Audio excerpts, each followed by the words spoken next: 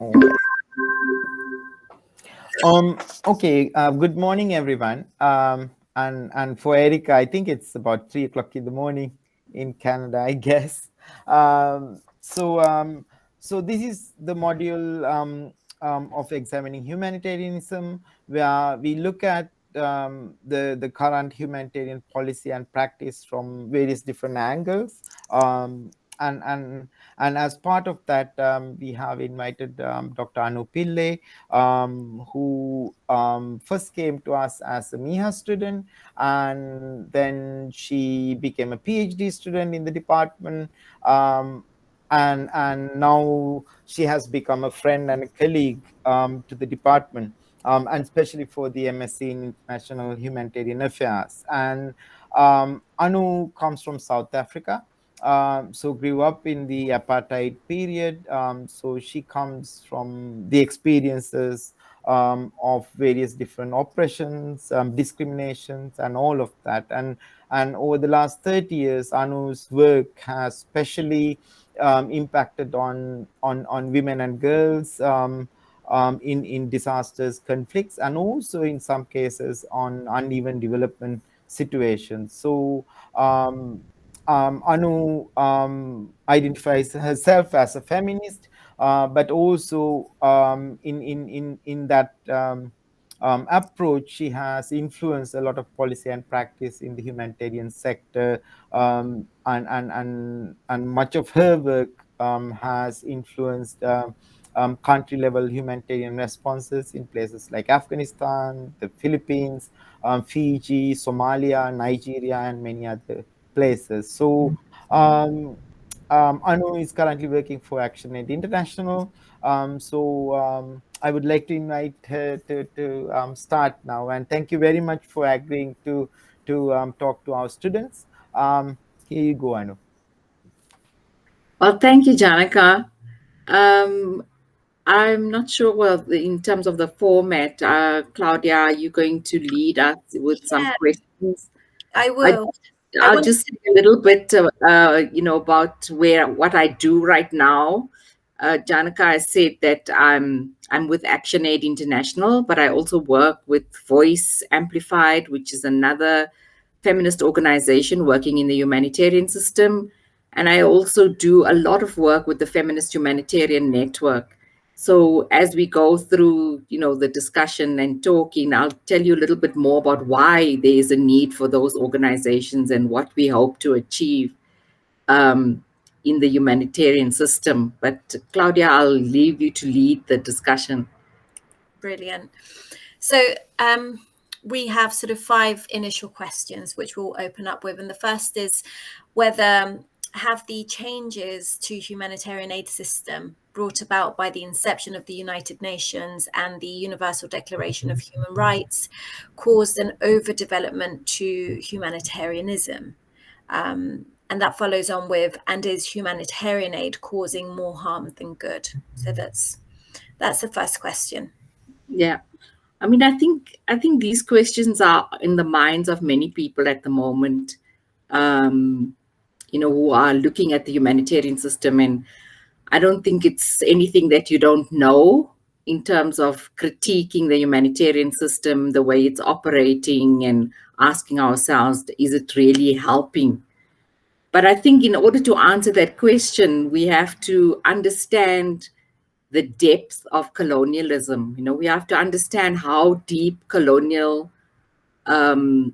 colonial project went, in terms of the fact that the humanitarian system is aimed at those very contexts where colonialism was practiced and implemented. And in fact, in my view, the humanitarian system, which was instituted, with the the inception of the United Nations and the Declaration of Human Rights and all of that, I think it's a continuation of the colonial project, if you really want to be very critical about it. If you think about how extractive, how dehumanizing, how absolutely exploitative, and if you think about the fact that people's knowledge systems and cultural wisdom and all, you know, pride in themselves. A simple thing like just self-esteem was wiped out by colonialism, was absolutely obliterated, was denigrated, where people felt speaking their own language was being backward. If they couldn't speak English, they were uneducated. I mean, this is still continuing. It hasn't stopped.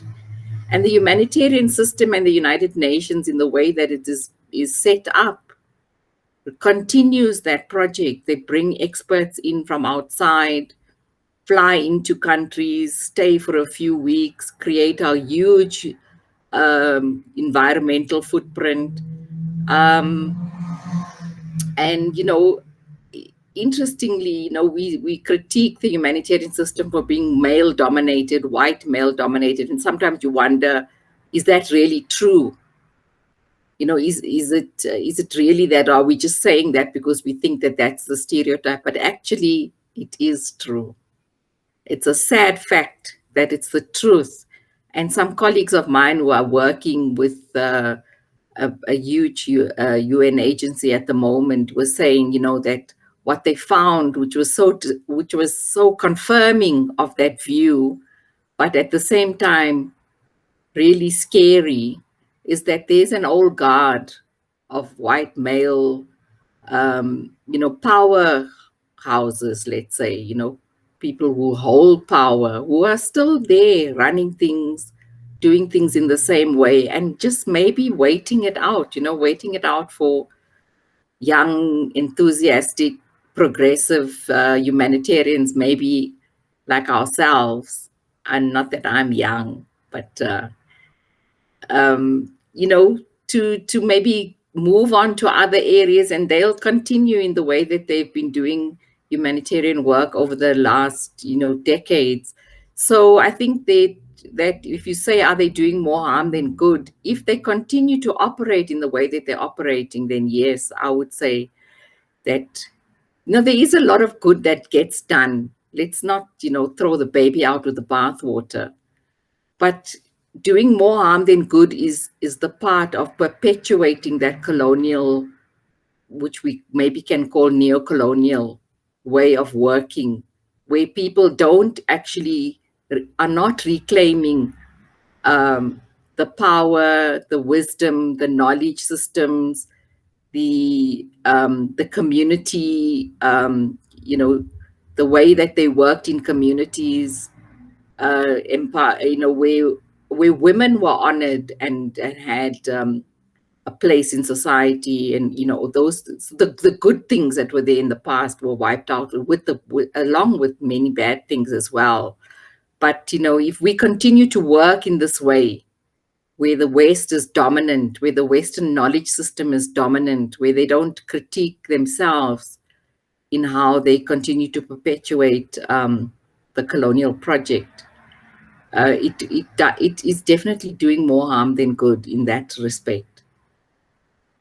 I don't know if that answers your question. No, and that leads us, it does, and that leads us nicely sort of onto our second one, which is, what does it mean to be a good humanitarian? Or can you be a humanitarian and do good? So it's very sort of, I think, follows on well. And I think if you choose humanitarianism as your career, it's almost like asking, can you be a good human being? A good humanitarian is somebody who can reflect on all of these things. I was thinking about that quite deeply just recently in terms of the fact that if we say all of these things were bad, what do we mean? If we say the colonial project was exploitative and created all this misery around the world and put countries into these fragile states that they find themselves in, this fragility that was created and it continues to be created. But I think the point is that, can you acknowledge it? Can you acknowledge that there's structural racism in your organization? Even in your organization, University of York, can you acknowledge that there's structural racism, that it exists? Can you acknowledge that there's a Western knowledge bias that is dominating the world, Can you acknowledge these things that happened in the past that created, the situations that we see ourselves in, that created countries that are so prone to disaster and to conflict and all of those things, And I think acknowledging it is a big step forward, rather than saying, oh, these things happen, we don't want to talk about it because we can't do anything about it. And it wasn't us. We didn't do it. It was those people from before. That's not going to help anyone. But if we can acknowledge that those things exist, you're taking a huge step forward to addressing it. And I think that's what being a good humanitarian is about, is first of all, acknowledging your own power and privilege, your own, contradictions that are within yourself as a human being. We all have them. We all come from some place or another. We all are situated in some context or another. And we have privileges and power that come with where we are, where we're located. So we need to acknowledge that and look at how that may or may not influence the way that we work, the way that we think. Do we think, do we reflect on how we are perceiving the people that we are claiming to be wanting to help? Can we look at that and say, how do I perceive this? I mean, in my PhD journey, which was full of all of those questions, I had to look at, for example, how I worked in a country which is less fortunate or less developed than South Africa. And when I visited that country, I also had those biases, oh, these people can't speak English properly. That means they're not properly educated, or they can't express themselves, or maybe they don't know anything. All kinds of things, that you just unconsciously, you have these unconscious biases. So you need to make them conscious. When you make them conscious and you understand what it is that is creating a perception in yourself, you can start to work in a way that is more honest and open, and you start to listen more. You start to ask more questions, rather than coming in with an idea that you're an expert and you have to teach, but rather coming in with the idea that you want to help, and so you have to learn. You go in with that. I think the biggest quality that we looking for is humility. If we want to work in a decolonial way, we have to go in with humility. I don't know anything. These people who are here know, they're the experts in their lives. They know what happened to them. They know what, if you're an external person, that should be your first, your first step is to say, I don't know. And when you say, I don't know, you probably know a lot more. But if you say, I know, you close the door already. You don't know anything. So, in that sort of idea of reflection and humility, kind of taking that back into, your own sort of personal journey, so to speak. It's, how have your own life experiences as a woman and the challenges you faced helped you advance gender equality within a humanitarian context? And why are women important key stakeholders in the decision-making process of humanitarian responses? So it's a kind of two-part question, and sort of, your own personal experiences, and then the importance of women as key stakeholders. So I think that, taking that same, discussion about self-reflection and self-growth, if you go deeper into that, rather than me telling you my story, which I think everybody has a story. Everybody comes from some situation. Nobody has had a perfect life. Everybody's had childhood issues, things that happened, to you. But what becomes important if you want to work in a service, where you are of a service to others, like in the humanitarian system, it's about how you use your understanding of yourself and what happened to you in a way that makes you more compassionate and caring and empathetic towards others. rather than, locking it away as something that happened to me and I don't want to look at it because it damaged me. It's about what opportunity does it represent to you or present you with to understand others, is understanding yourself. How did this impact on me? How did it shape me as a human being? So just in my, from my own experience, being a woman is one whole experience, and living in a society that is patriarchal, meaning, male dominated, geared towards men, the experience of men, where experiences are written about what men experience, and what women experience is not even, part of the literature or the discussions. And feminists like myself had to write our own stories for us to be heard, because the mainstream, what is called universal, is actually the experience of men. So that in itself is a whole experience of being invisibilized, in being marginalized, not being taken seriously, not being heard, not being seen, being invisibilized. That's an experience that many women can resonate with, can understand very clearly. So growing up in South Africa as a woman of color, that is a particular experience, which was,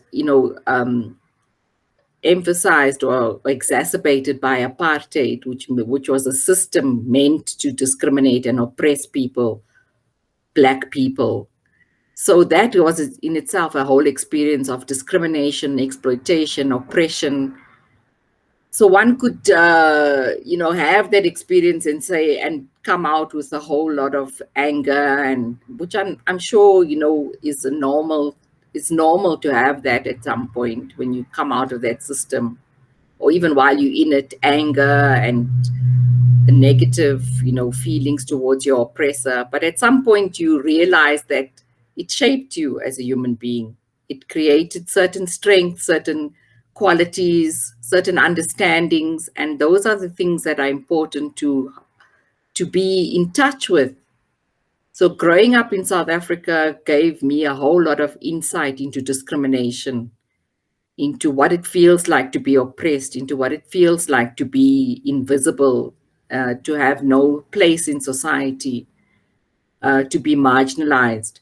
So that gives me a whole lot of understanding of the people I deal with when I go into another country and those systems are operating, or those issues are there. Being a woman, I myself had an experience of being in a very abusive relationship, and that has been a very big motivator to work with violence against women. Because I had experienced it myself, I wanted to understand it rather than me saying I wanted to help other people. I thought that was why I was doing it, but actually why I was doing it was because I wanted to understand what had happened to me. So it was really important for me to go and work in that context. And as I tried to help other women, I understood more and more what had happened to me. And it gave me a depth that I wouldn't have had if I hadn't gone to explore it. So I think those are the ways that one can use one's personal experience and one's what one might call negative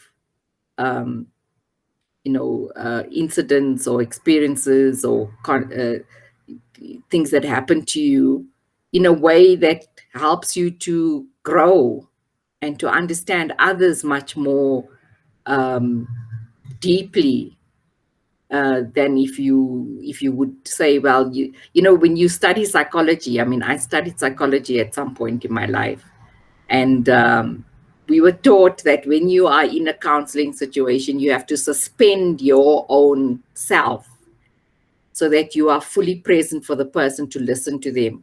But in a way that is a bit artificial, because yourself, you can't really suspend yourself. But I think what can be more useful is to understand yourself to such an extent that you know what triggers you. You know what things happened to you in the past, so that you can be fully present when you're listening to somebody, but you can listen from that experience. You can listen in a way that is compassionate and caring, because you do have an understanding of what the person is explaining to you. No matter how small or how big your experience has been, you may not have been through a violent relationship, or you may not have, but you may have had some aspect of discrimination and oppression or exploitation that happened to you. And everybody has had that in some form or another. Like I said, I don't think anybody can say I've had a perfect life or a perfect childhood, or was perfectly loved, or was perfectly, such things don't exist. It's not human. It's all imperfect, and it's all contradictory, and it's all, all over the place. So just to make sense of it is to have that ability to self-reflect and draw on your experience in a way that makes you a more compassionate and caring and empathetic human being. So I didn't want to go into a whole story, but if you have questions, I'm happy to answer them. No, I think that's really fascinating, and particularly when we look at sort of professionalism, where it tries to sort of strip people of sort of any form of identity, and you're talking about kind of bringing all of yourself in. So yeah, that's really fascinating. And on to sort of our fourth question, which is, what are the challenges and opportunities that you see in today's humanitarian aid system? Well, there are always opportunities. I think the challenges are always opportunities. There is a lot of work going on around the world at the moment, sparked by, global campaigns, like the Me Too, and Black Lives Matter and all those things. As critical as one might be of those campaigns, they did open up space for many things to be discussed, which were not being given any time or space before. And one of them is bringing in a feminist perspective into the humanitarian system. And when I say a feminist, I'm talking about a decolonial, feminist perspective, because in a way they are quite aligned with each other. Feminism talks about collective leadership, collaboration, compassion, care, community well-being. All of those things fit into a feminist framework, and they also fit into a decolonial. So I think if we put decolonial and feminism together, we've pretty much covered all the bases of change, of bringing about a transformation. And so the opportunity is there. I think it's not so much, the structure can improve in terms of the top-down approach, where the money sits in the north and the helpless victims sit in the south. That is something that has to change. It's a huge challenge if we come in with that thinking. But the opportunity to bring about that transformation exists if people take up the challenge and start to work, authentically towards bringing about a change. But that is the big $1 million question, right? Is there an authentic willingness to change, or are we just spinning? Are we spinning the words localization? So we talk about working with people on the ground, and we spin it. It's like, oh, we have our partners, we have these partners on the ground, and so people put a spin on a lot of these words, these concepts. So it looks like they're doing it, but actually it stayed exactly the same. So that is the question, is there an authentic willingness? Is there a depth of understanding, of what colonialism created? And is there a willingness to own up to it and to be held accountable? These are the questions, really. So I don't know whether we can say, is there an opportunity? I think the opportunity is always being there. It's a question of whether there's a real, authentic willingness. And I think, my perception is that there is and there isn't. There are people who hold on to power, who feel threatened by any talk of change, but are not and are not willing to even consider it. And there are people who are pushing very hard for it, and a lot of the people who are pushing for change are women, because women have been at the brunt of a lot of these discriminatory, oppressive ways of working, exploitative, extractive ways of working. And I think one of the questions you asked, which you didn't answer, is why are women important? And, I think this is something that if you've been studying humanitarian work or you've been working in a humanitarian context, you'll know that in many cases, in most cases, women are the first responders after a crisis or even during a crisis in most situations. The women are the ones who are able to, help with evacuations, help with distributing goods, quickly can offer services to community and families in need, and do it unseen and under-resourced and underfunded. This is what happens. The organization that I work for, which is ActionAid, has done studies on that and have produced lots of literature and documentation on how women respond immediately. So there is a very strong, big need for that to be acknowledged and to be resourced. But it's still not happening. So there's a lot of talk at the moment about localization and women-led organizations and funding women's organizations. But our experience has been that when we, during COVID, when we tried to get women's organizations to be funded, the bureaucratic hoops that they create to make with these organizations jump through in order to get the funding makes it almost impossible. I mean, there was one finance person who said, well, how can you have an organization if you don't have a finance department?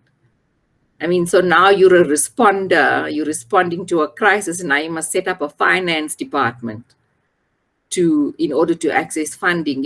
It just shows you the lack of understanding and the complete distance that the northern countries, who are the donors, have of what's happening at the ground level and how the response is actually being implemented. Who are these people who do it? They come in and then they favor the international actors. So the local actors are not really the ones that get funded or get included in the pool funds, because they can't show that they have systems that match the requirements.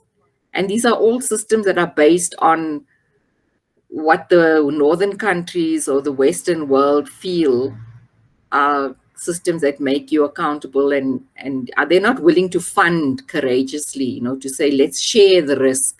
There is a risk. There will always be a risk. There will be people who will not be authentic and will not be honest and will take the money and not help anyone. It will happen. But you have to take that risk. But many of them are not willing to take that risk. They pass the risk onto the communities. They pass the risk onto the women's organizations, and say, you must show us that you are worthy of you are trustworthy. And that's just plain wrong, So yeah. That leads us well onto sort of our final question, which is, in your opinion, what is the future of the humanitarian system? Do you have any predictions? I can't predict. That crystal ball, yeah, I would predict what was going on. I don't have one of those. But and if I would be really critical And if things just continue this way, I would hope that it would just collapse at some point, and we could restart, and think of creating something that really was for people, that was accountable and accessible and working in a different way, that was walking alongside people rather than over them, or imposing ideas and methods and solutions into people's lives. That would be what we would like to see, but whether it will ever happen, I can't predict. I can predict to a certain extent that some things will change, because I think they have to change. There is an imperative at the moment. It's quite compelling that things can't go on the way they have been. And so some things will have to change. But what that will be and how firmly the power, those who are holding power or holding, the money, the purses, the purse strings, how firmly they will hold on to it and refuse to let go, that I can't predict. I mean, things don't look very bright and cheerful at the moment, but I think that there definitely is change that is coming. I think COVID has, in a way, from a positive perspective, has really opened our eyes to exactly how unjust the world is at the moment. We as human beings, as in all the countries that we live in, we came to the edge with COVID, and we realized that not one country had a safety net for its people. They were willing for us to just fall over that edge into an abyss. There was no proper preparation for a pandemic. There was no, or very little in some instances. Social protection, social security was so lacking. Healthcare systems were just falling apart. All this money and taxes and that we've been paying over centuries, decades, where did it all go when we needed our governments to actually put out a safety net, and say, don't worry, you've been paying all these years for us to take care of you when the crisis comes. So here's the crisis, we're prepared. And of course, we can't prevent you from dying. If you catch the virus, you will die, or you might. But we can. This is all that we can do, and we've seen the failure. So I think that people are saying now, well, something has to change. We've relied on a system that didn't protect us when we needed them to. So we see how unjust it is, and we see how the poor, refugees, underprivileged, women, disabled people, how they were impacted. So COVID has opened our eyes to a lot of systemic corruption that has been going on around the world, not just in our part of the world here in the South, but everywhere. And so we need to do something, as civil society. Are we going to just sit back and say, well, it's fine, we entrusted them, they failed us, but they can continue? I don't think so. Thank you, Anu. We have a question from Bushra, so I'll just ask Bushra if you could kindly unmute yourself. And if there are any other questions, then just please raise your hand and I'll just moderate. Okay. Thank you so much for that beautiful insight, Anushanti, ma'am. It was really, really an eye-opening conversation, and the one that we all are having as a self-reflection when you're working from different platforms and different organizations. So while you were talking about the bureaucratic structure, and I asked this question to everybody who talks about, and we self-criticize, and we are in that moment right now where we are talking about mending our ways of working when it comes to the humanitarian aid. So my question to you is, how do you cross that bureaucracy within the organizations, and how do you avoid not being part of that structure, and how can you break that chain where when you're trying to work as an aid worker, but at the same time you're being sucked up in that whirlpool of so many systems in the name of accountability? How do you get past that and try to do the actual work? At the moment, there's a lot of talk about exactly that question. And the Feminist Humanitarian Network, for example, is one organization that is really pushing the system to look at that. And so, because there is this, this idea or this notion at the moment that everything should be localized, so because people are talking about it, even if they're putting a spin on it, they still are saying that the localization is a very important aspect of humanitarian work at the moment. And COVID-19 also showed us exactly how communities and how local actors can work without external help, because people weren't able to travel and humanitarians weren't flying in to help. People had to do it by themselves. So localization has become a reality, with or without the humanitarian system saying that it should happen. It's happening. So there's a lot of discussion now about, if you want that to be effective and you really want to, and you're really willing and serious about it, then you have to come out of that bureaucratic way of working. So with the Feminist Humanitarian Network, because we get asked so many times to bring women's organizations into into the system, and people are now looking for the local actors, we say that they can't participate unless you make it accessible. You have to make it accessible for them. It's not a reality as yet. Crossing that bureaucracy is still difficult. ActionAid itself, as an international organization, was not able to give funding to organizations in the field, in the context, the women's rights organizations. They had to struggle to meet the due diligence requirements, because ActionAid as an organization is also bound by its donors. And the donors require that all these forms get filled out and all these hoops get jumped through. And I know one organization complained bitterly that because of the small amount of funding, they had to open up a business account, which they now have to pay tax on, and they don't know what to do with it, because they had to register themselves as a business in order to receive this money, which in fact is a small amount of money that's not going to sustain them as an organization.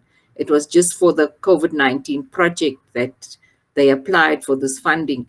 So there isn't an easy answer to that question, so how do you cross that bureaucracy and how do you avoid not being part of that structure? I think the best we can do at this point is to really engage in very strong advocacy about how this should change, and to really push organizations who are working in humanitarian context, who are working in emergencies, to say, what I said earlier is that you need to, if you are adopting a decolonial lens, if you are coming from a decolonial perspective and you really want to say we have to stop working in a way that undermines people at the ground level, then these are one of the things that you have to do. You have to fund courageously. You have to share the risk.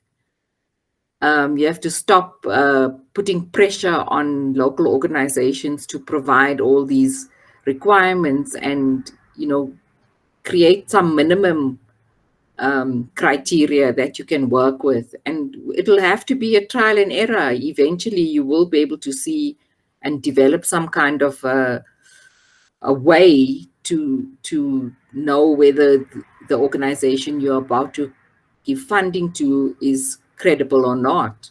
So there will have to be some mistakes made, there will have to be risks. But to tie everything up in a watertight bureaucracy just makes it inaccessible, and people are just never going to be able to participate. Thank you so much for that. I do have another question, but I can see that Ryan also has raised his hand, so I'll just get back to that one afterwards. Thank you, ma'am. Thank you. Dear Ryan, if you could just unmute, please. Good morning, everyone. Good morning, Dr. Anu. It's been really interesting talk.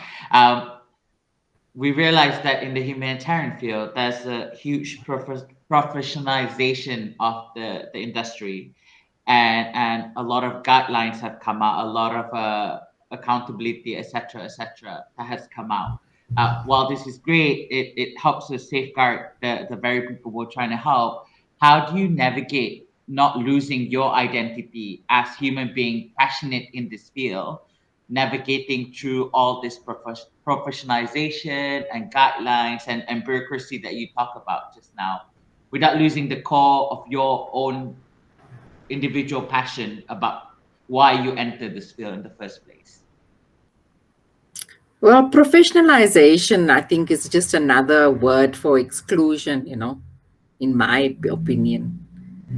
Just creating this idea that you have to conform to a certain standard, which is set by people who are not from your context, who set the standard up in New York somewhere and then say, this is what professionalization looks like, and everybody must adhere to this standard. So that, in my opinion, is another way of excluding and saying, well, you don't fit, you don't have the requirements, you don't have a master's degree, so you can't enter this field. You can't enter, you'll never become a senior manager, you have to have a master's degree. All of us who studied humanitarian affairs, we all have these masters and PhDs, and now we fit, but we never really will fit because we still maybe something else, they'll find another way to exclude us. So I'm a woman of color, I come from the South, I still get excluded from many things in a different way, so my PhD doesn't open every door. But so professionalization in itself needs to be interrogated. You need to interrogate, what does it mean to be a professional, and what are they talking about when they're talking about professionalization? In fact, professionalization has actually destroyed community cohesion. In times gone by, there would be a crisis, communities would get together, they would respond. Now you have to register and become professional and become an NGO. And then the NGOs have to professionalize and have all these systems in place and bureaucracies in place. And so the NGOs are now distant, have been distanced from the community. So in a way, this professionalization has actually damaged a whole lot of systems that were in place to respond to a crisis. And, earlier on, you asked me about the humanitarian system, about whether, about this, whether it's been overdeveloped. This is part of it, because you develop in a way, so a crisis happens, right? And you go in there to assist. And then before you know it, you've created an organization, and then you've registered as an NGO. And then you're getting funding, but the crisis is gone. That crisis is over. So if you had to go in to clean up after a flood, let's just say, or either community formed some kind of a system to do something after this flood happened, and the next thing you know, there's a flood response organization that has been formed, and then they are professionalized, and then they have got all kinds of systems, and then they're employing people. The flood is long over, but they take on a life by themselves. So there isn't this idea that you go in or you respond to something and then you go back to your normal life, and you disband that grouping that you created to respond. So these are all parts, things that have, actually damaged community work and community cohesion and community well-being. we don't we don't have such strong systems in place anymore, because we've all been bought into the professionalization, this capitalist way of thinking. Everything revolves around money. Money is the most important resource. And if you're not getting paid, or you don't make money in what you're doing, then you're not successful. So there's a whole lot of that we need to think about. But in terms of your identity, you were saying, how do you work in the system and not lose your identity? I think what's most important is to perhaps look for like-minded individuals, create groups, groups with other people who think in the same way, so that you can support each other, not to get sucked into these ways of thinking and ways of working, which are actually really very undermining in the humanitarian world. I think I see some hands up. I don't know if that answers the question, Ryan. Can I respond to that? I just got goosebumps because I can attest to what you said about trying to break into this professionalization of getting a master's, a degree, a PhD, and it's not really opening doors for you. Because someone from Southeast Asia like me, when I started up in 2013, I just had this conversation with a classmate yesterday about the exact same thing. How even though I took a postgrad diploma, even though I did a great job in the field, something still doesn't open the door for me because of certain things, and it's structural racism. Because I was doing a job for free for the organization because I'm passionate about it. And then when I left, I heard that they hired a white person from a Western country doing exactly the work I do. So it shows how much the system itself is structurally racist in a way, because why wouldn't I be given the same salary as the person doing the same thing, right? But I just got goosebumps because you're right. Having to find like-minded person is really important, and really understand why you're doing the things you're doing. I came in with the mindset of doing this masters to help me open more doors in terms of like getting a job. But my discussion yesterday with a friend, and now hearing from you, just solidified the fact I'm passionate about what I want to research on. And now I can see better. Like, I would put forward knowing I'm the kind of person not putting money as my value in life. I'm doing this because I'm passionate to discover food in refugee communities, and I will go through from today onwards with that mindset. Thank you so much. I really appreciate that. You're welcome.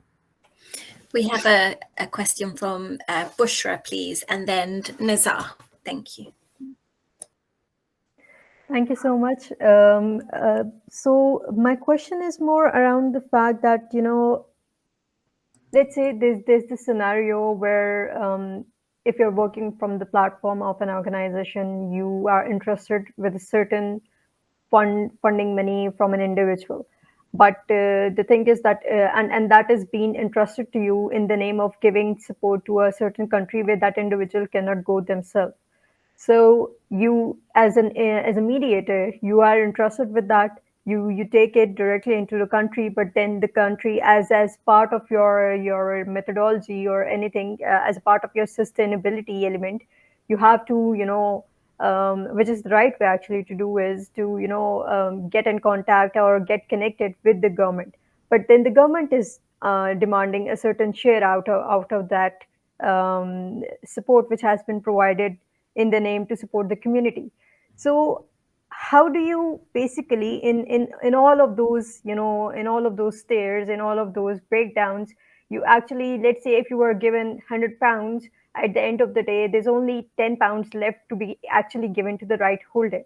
So how do you not let that whole continuum of corruption consume the resources which have been given in the name of support? What's the best way to get past that, or if we get past, or should we get past that? So that's the kind of conflict I'm always having when I'm working.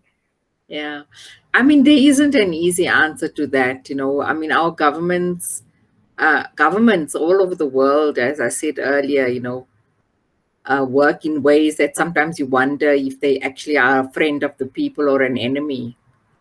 They become so powerful and take a life on their own and forget that civil servants means that they are supposed to serve the civil society.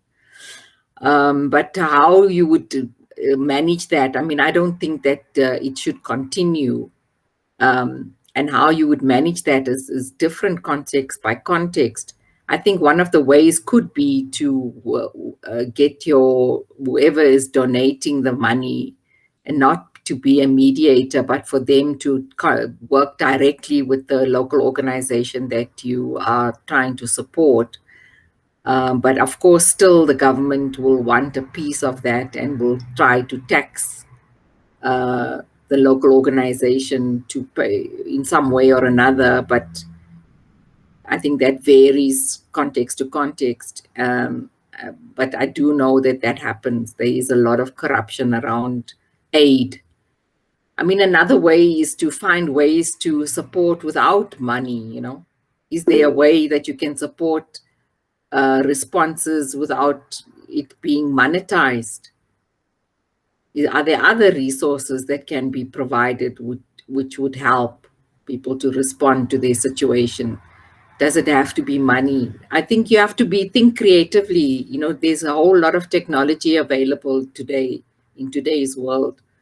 You have to think more creatively. We just think money, funding, money. And we can stop there. There must be other things. Are there services that you can provide free of charge? Can you get humanitarians to come in and work with this community without charging anything so that no money changes hands? That's a possibility that we don't think about, right?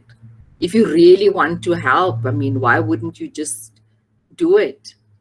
But everybody wants to be paid and everybody wants to live in a nice house and drive a fancy car and, engage in conspicuous consumerism.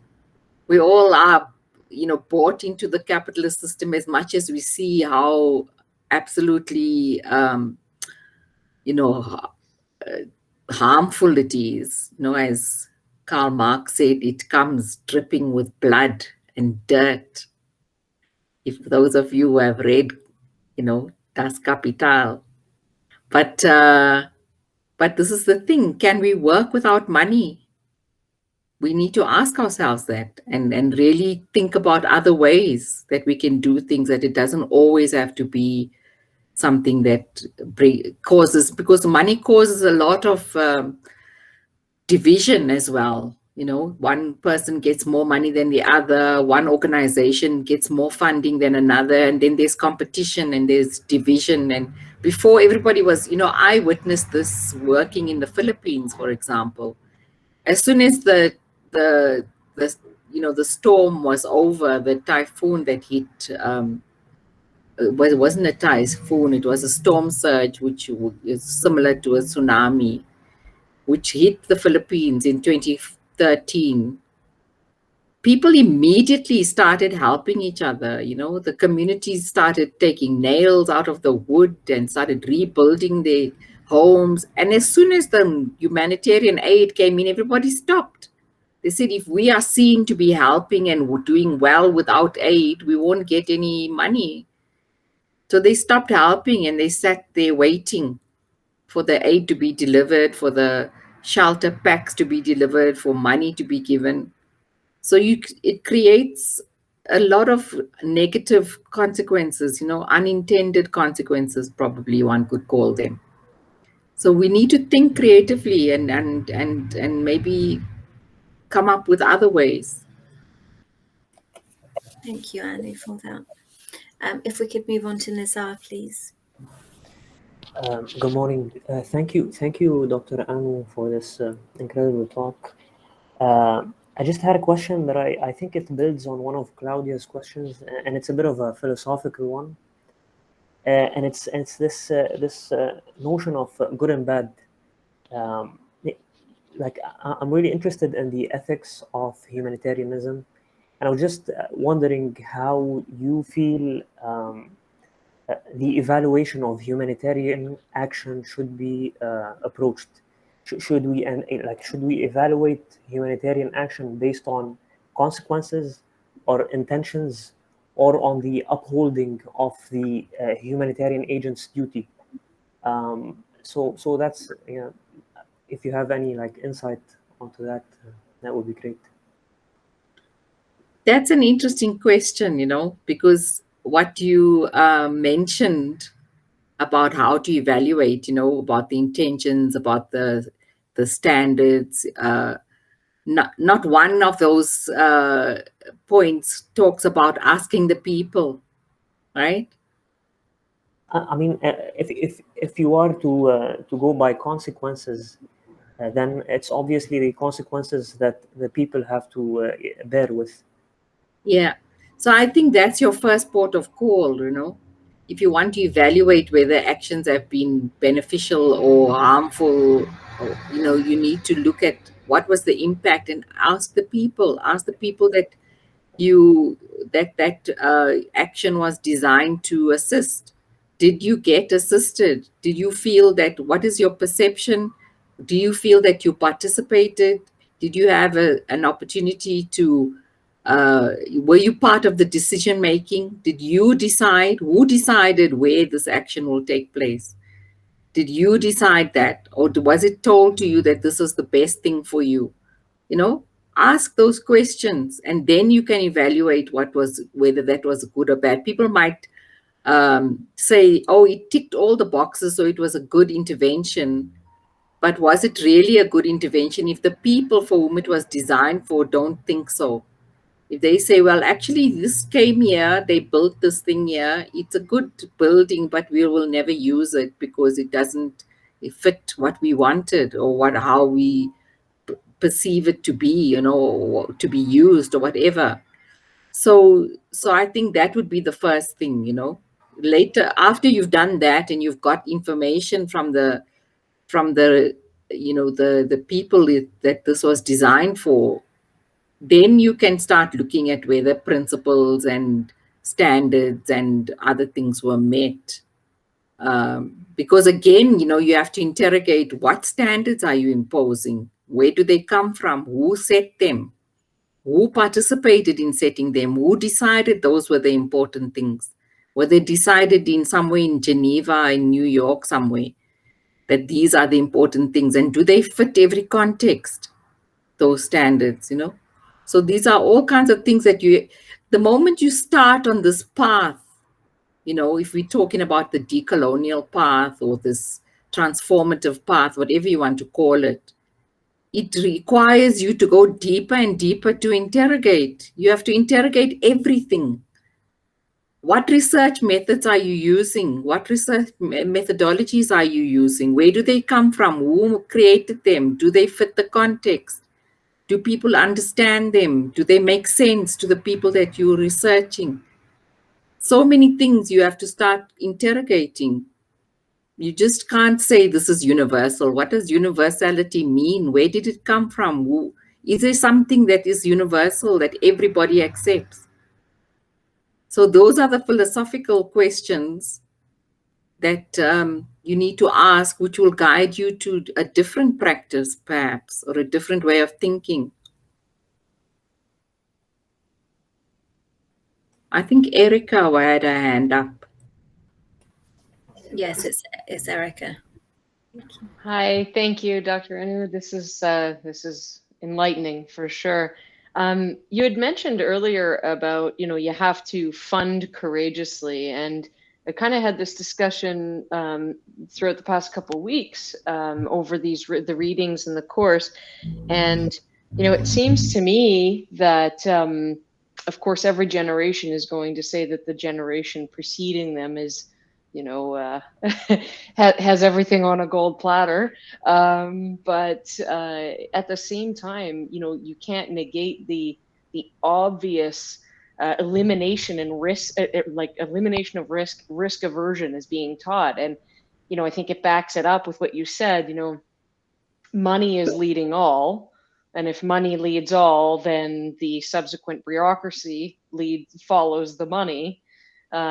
which then causes this whole problem of, nobody wants to accept risk, which is inherent in disasters and crisis.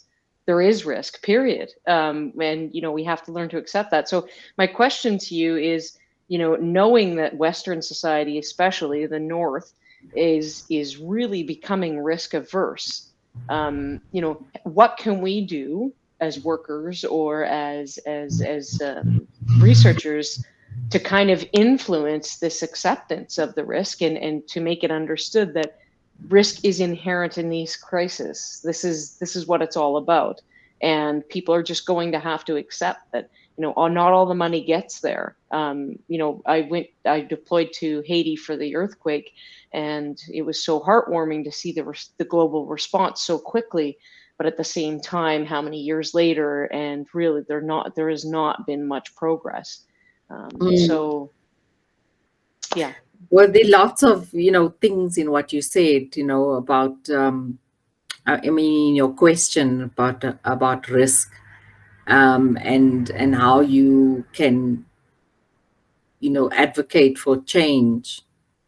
I think that, it's very difficult to change something at the end point. The end point is you go into the country and you are assisting with the aftermath of the crisis or during the crisis, and you're trying to assist local actors to do what they're already doing. And then nobody wants to take a risk. That's what you're saying, right? That there's an aversion, and they want all kinds of guarantees that if we do this for you, then you're going to do that, and you're going to be able to, use it in a way that's in a credible way and not bring us into any kind of disrepute. That's what everybody is protecting, their reputations. We have to be seen to be, but it's such a lie, It's such a lie, that whole thing, because those same organizations go in and rape women.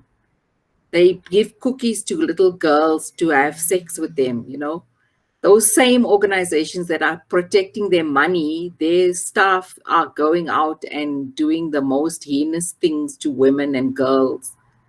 And the organization then covers it up as all kinds of things were said in the past. The narrative of boys will be boys, men, whatever they say, boys will be boys, men will be men, whatever. There's so much documentation about that, about how that was covered up in the past, how it was not only covered up, how it was justified. At first it was justified, that, you can't stop that from happening because men will do such things when they're away from their home situation. I mean, the Japanese, when they were trying to invade China, and there was so much sexual exploitation and harm to women, they created that system where they made women accompany the troops, which were called the comfort women. So there's a whole lot you can read about that. So, over the centuries, over the decades, this has been a feature of humanitarian work, of war, of conflict, of all these things, where people are talking about doing something good, but doing it in a way that is so harmful to half the population. And then they don't want to take a risk, with their money.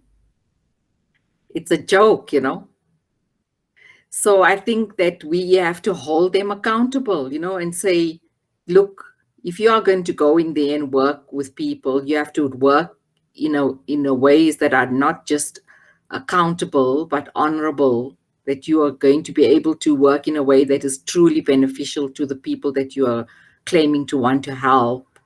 And if you are serious about that, then, taking a risk is a small thing, it's a small thing. If you might lose a little bit of money, so what?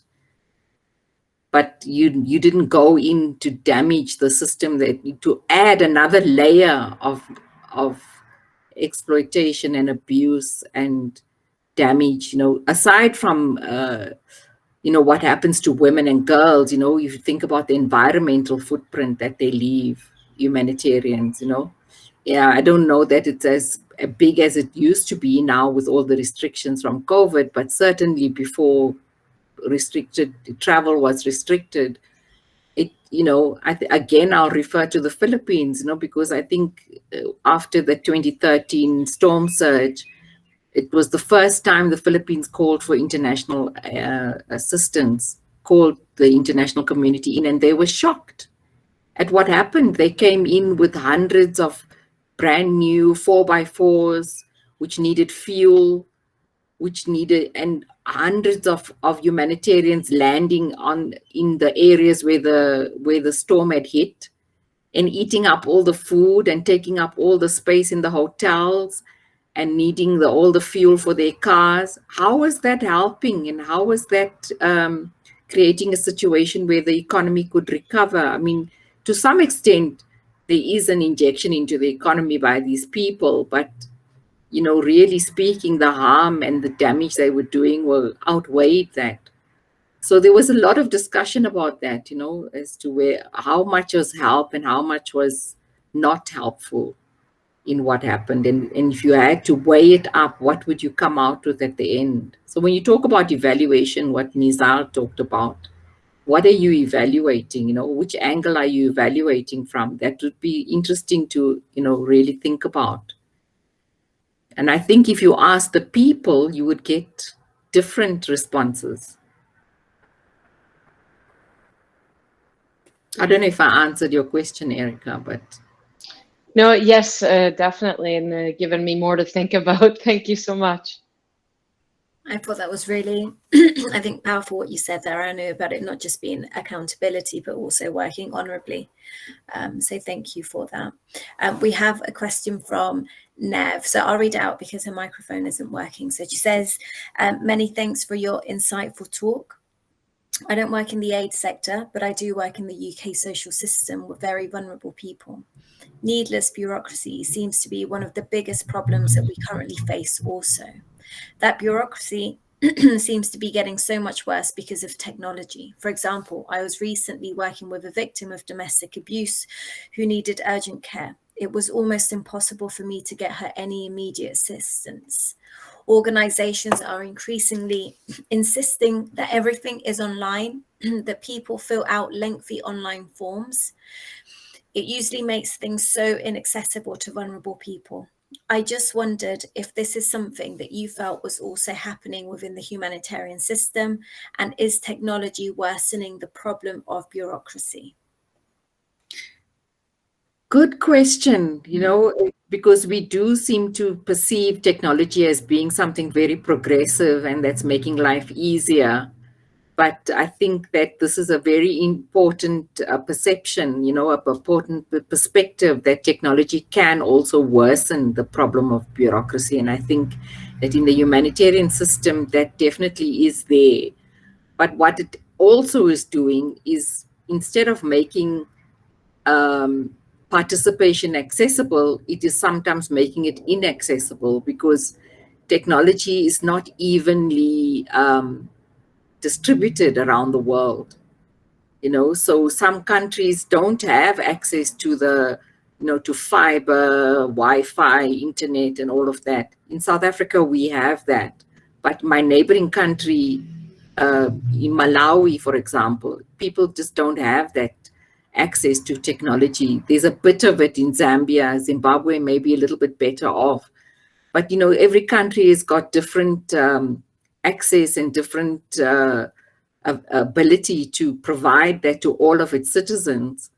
And so we find that women in particular can't participate because they don't have the technology to participate. So now that everything's gone online and everybody's just like, oh, well, we'll just do the meeting online. So before, there was a slightly different, you know, there was a different pressure in that they took people into meetings. And so they put them on planes and flew them to a meeting. Now it should be easier because now we've got technology and you can do it online, but it's not the same thing if you don't have access to the technology. And in fact, we were talking about this yesterday. I mentioned that I had presentation with Google, and they asked us, a question of how can we help? And I said, well, there's a huge digital divide, and it's particularly aimed at women because women often don't have access to, to smartphones, to iPads, to things that they could use, and it could.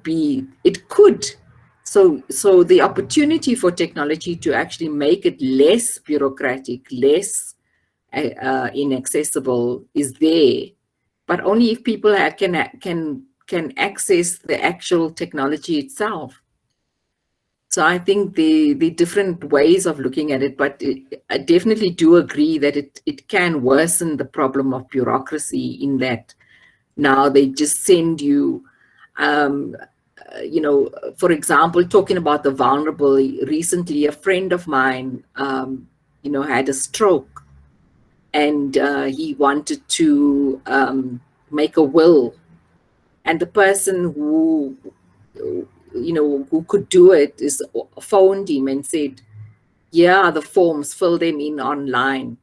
And this is a person who just had a stroke, and he was not able to fill the forms in online. So at this point, he doesn't have a will.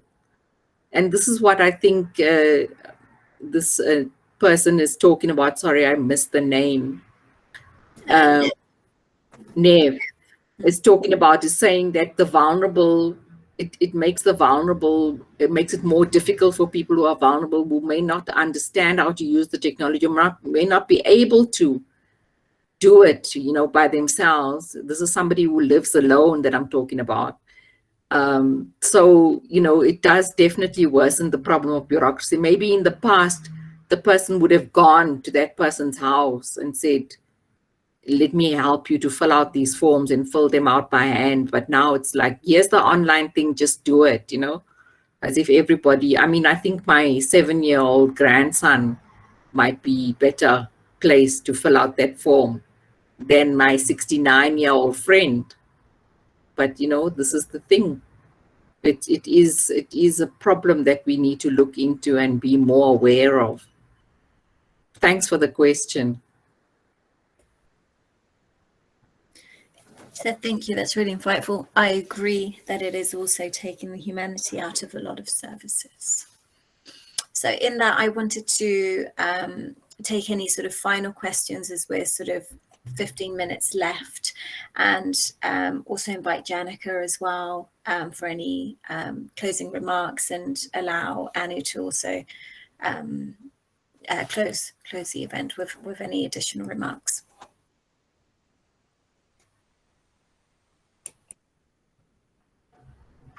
Okay, I think thank you very much, Anu, for this interesting, insightful talk as always. I think there are a few areas for us to think as students of humanitarian affairs, because if we think about the humanitarian system as an extension of the colonial project, we need to think about that the European Enlightenment period, when they were starting to talk about human rights, they didn't consider women and slaves as humans. So the rights are only for men. Can everybody hear me? Yep, we can hear you. Yep.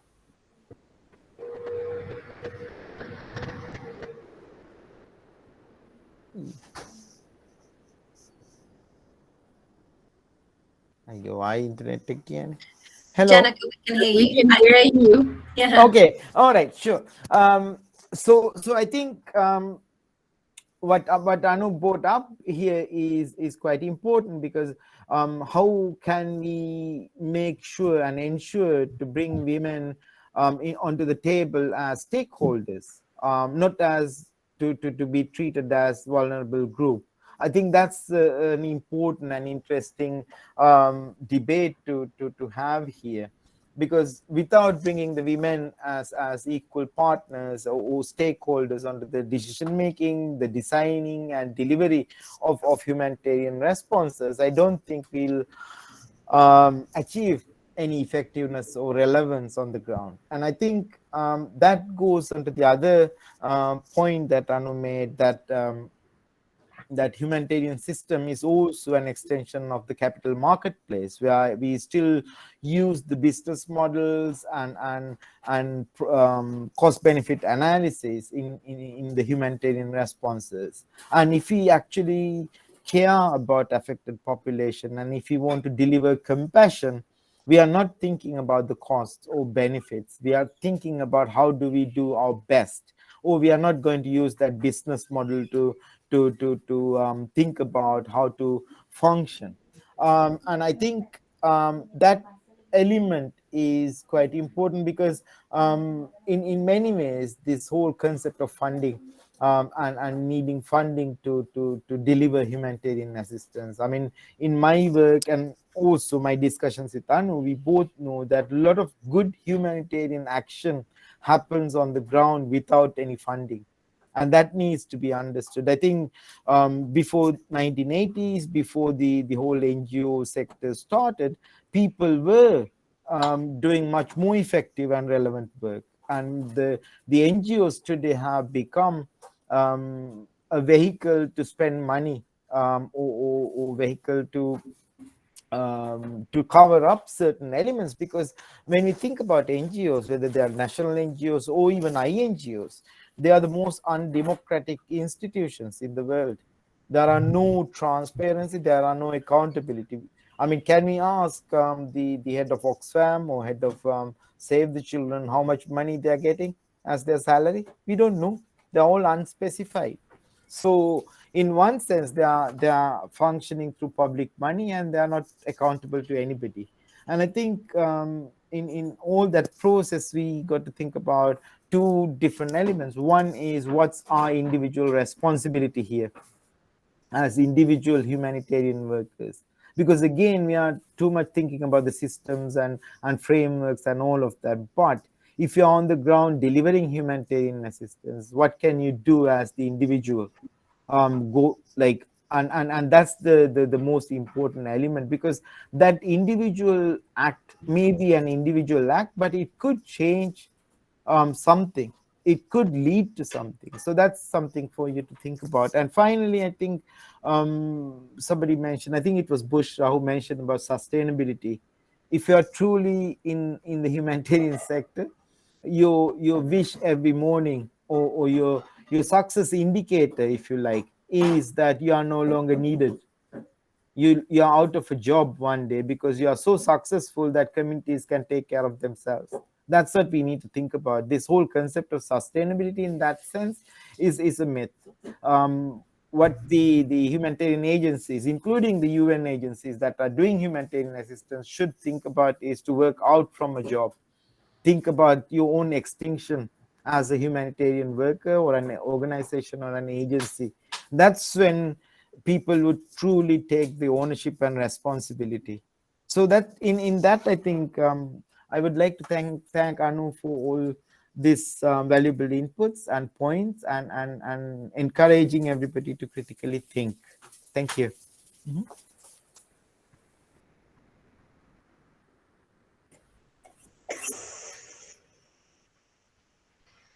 Anu, thank you so much. If you have any concluding remarks. Yeah, I just want to say that if you're thinking about decolonial, practice, Peace Direct is an organization that has done a report, and there are some really good recommendations in there which actually repeat what Janaka just said. So I think it might be useful to have a look at that. And another thing I wanted to say is that when I started my PhD, I met Janaka, and as you know, he was my supervisor. And the thing he said to me was, I said, "Oh, what do I have to do?" He said, "Nothing, just think." And I thought, what is that?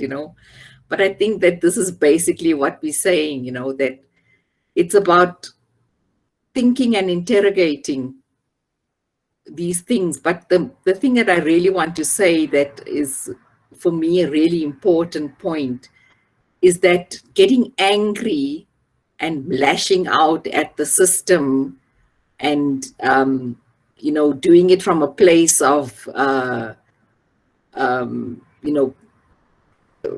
feeling really upset and misery is not the way that's going to bring about change. So this is really, I think it speaks a little bit to what Ryan was asking, but how do I keep, it's in a way, it's like, how do I keep myself sane while I'm working in a system that I can see all the flaws and all the contradictions and all the problems and, and all the misery that it has caused as a colonial project. How do I work there? And it really does mean that if you embark on this path of self-reflection, it must go to a deep level where you have to find ways to consistently re-energize yourself, that you remain. I know it might sound like a cliche and a bit new age spirituality type of thing, but that's not what I mean. I mean, it's about you re-energizing yourself to stay positive, because the thing is that that's the only way you're going to bring about change. If you are transformed to the point where your approach is to approach everything with humility, with compassion, with care, first for yourself, to develop those qualities of compassion and care for yourself, and then extend it to others, and always work like that, even with the worst perpetrators of discrimination and racism and domination or whatever it is that they're doing. Because unless you go work from that place, you add to the problem. You don't bring about a solution. So, people must look at you and say, I want to be like that, There's a well-known contemporary guru called Sadhguru, who says that if you want people to be with you, you must become the person they want to be with. And that is the thing, it's about being that person that you want the system to change towards, behaving in a way that you want the system to behave, changing the way that you practice so that others look at you and say, I want to work like that. So it's about being consistent with your values and your principles in your own life, in the way that you work and the way that you deal with other people. And so I really want to leave you with that message.